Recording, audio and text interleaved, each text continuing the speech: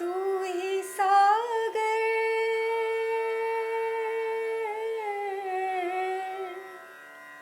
तू ही सागर है तू ही किनारा ढूंढता है तो किसका सहारा ढूंढता है तो किसका सहारा।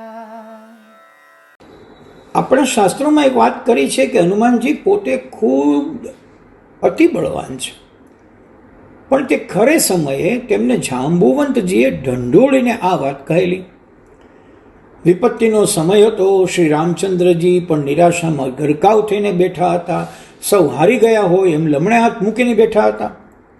ત્યારે જાંબુવંતને સ્મરણ થયું કે આ હનુમાનજી તો પરાક્રમી પાવન પુત્ર છે અને આ પવન પુત્રમાં અપાર શક્તિ છે. તે ધારે તે હાંસલ કરી શકે તેમ છે. તો પછી એ પોતાની શક્તિ વિશે કેમ કશું વિચારતા નથી? તેમણે હનુમાનજીને બરાબર ઉશ્કેર્યા. સુરાતન ચડાવી ખુદનું બળ એટલે કે આત્મશક્તિની યાદ અપાવી. હનુમાનજીએ હતાશા ખંખેરી ઊભા થઈ હવામાં છલાંગ લગાવી અને સીતા મૈયાને શોધવા ઉપડી પડ્યા. આપણી પાસે શ્રીમદ ભગવદ્ ગીતાજીએ એણે પુરવાર કર્યું છે કે બલિષ્ઠ ધનુર્ધારી અને અનેક યુદ્ધો એકલે હાથે જીતી લેનાર અર્જુન પોતાના અધ્યાય નીચે મૂકીને કુરુક્ષેત્રના મેદાનમાં હારી જવા તત્પર થઈ જાય છે અને યુદ્ધ રથમાં નીચે બેસી જાય છે, હથિયાર હેઠા મૂકે છે. અર્જુનની આ દશા જોઈ શ્રી કૃષ્ણે ગીતાનું ગાન કરવું પડ્યું અને અર્જુન બહુ પરિશ્રમ પછી લડવા માટે તૈયાર થયો. શ્રી કૃષ્ણનું વિરાટ સ્વરૂપ જોઈને તેને સ્વધર્મનું ભાન થયું અને તે કુરુક્ષેત્રના મેદાનમાં ભીષણ યુદ્ધ લડ્યો અને વિજયી થયો. આમ જુઓ તો આપણી હાલત પણ હનુમાનજી અને અર્જુન જેવી જ નથી. શ્રી માતાજી કહે છે, every solve is potentially divine. એનો અર્થ એવો કે મૂળભૂત ઉર્જા તો આપણા સૌમાં સરખી છે જ છે. અને જો એમ હોય તો નાની નાની વાતોમાં નિરાશ થઈ જનાર આપણે કોઈ વાતને આશા બંધાવે એવી રાહ કેમ જોતા નથી? મારો કૃષ્ણ, મારો જાંબુવન કે મારો સાન્ટાક્લોઝ હું જ છું ને. મને આશાનું ગિફ્ટ બોક્સ આપવા કોઈ આવે એની હું રાહ કેમ જોઉં છું? આમ રામ કે કૃષ્ણ કે સાન્ટાક્લોઝ આવે ને આશાનું ઇન્જેક્શન લગાવે અને આપણું એક વર્ષ આનંદથી ભરી દે.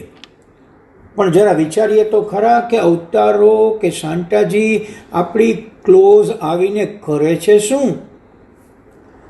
આપણામાં પડેલી શક્તિને ફૂંક મારીને એની ઉપરની ધૂળ ખંખેરી આપણને સ્મરણ અપાવે છે, ચાલ મિત્ર, દોડવા લાગ, દોડવા લાગ, કારણ તું તો અપાર ઉર્જાનો ભંડાર છો.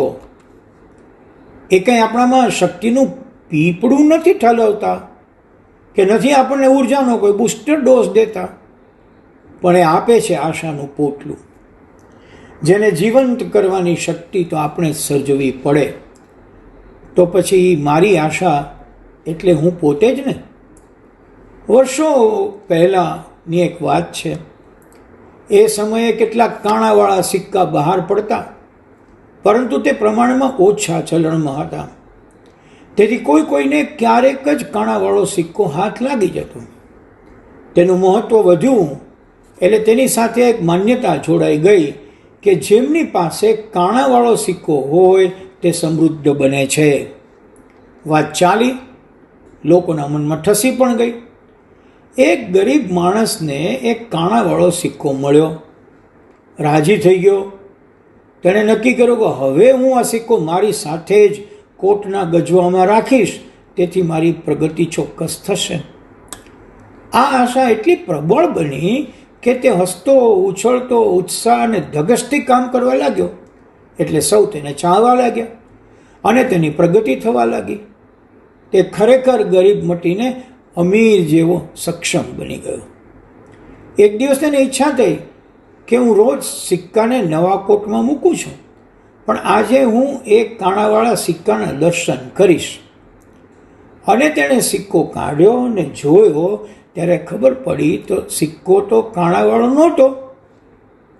આ વાત જાણીને તે અસ્વસ્થ બની ગયો, બેબાળકો થઈ ગયો. ત્યારે તેની પત્નીએ કહ્યું, સાંભળો, 6-8 મહિના પહેલાં તમારો કોટ ધોઈને ઊંચી છત પરથી સૂકવતી વખતે સિક્કો નીચે પડી ગયો. મેં બહુ શોધ કરી પણ ન મળ્યો, એટલે મેં આ સાદો સિક્કો તમારા કોટના ખિસ્સામાં મૂકી દીધો. પેલો માણસ તો સમૃદ્ધ થઈ ચૂક્યો હતો, કારણ તેના ખિસ્સામાં આશાનો એક સિક્કો પડ્યો હતો. એ માણસ કાણાવાળો સિક્કો રાખ્યા પછી જે ઉત્સાહ અને ઉમંગથી કામ કરવા લાગ્યો હતો, તે શક્તિ તો એની અંદર જ પડી હતી ને.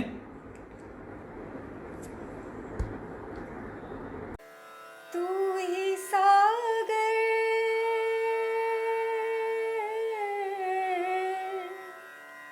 तू ही सागर है तू ही किनारा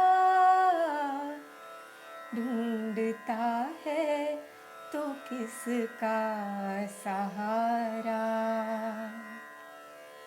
ढूंढता है तो किसका सहारा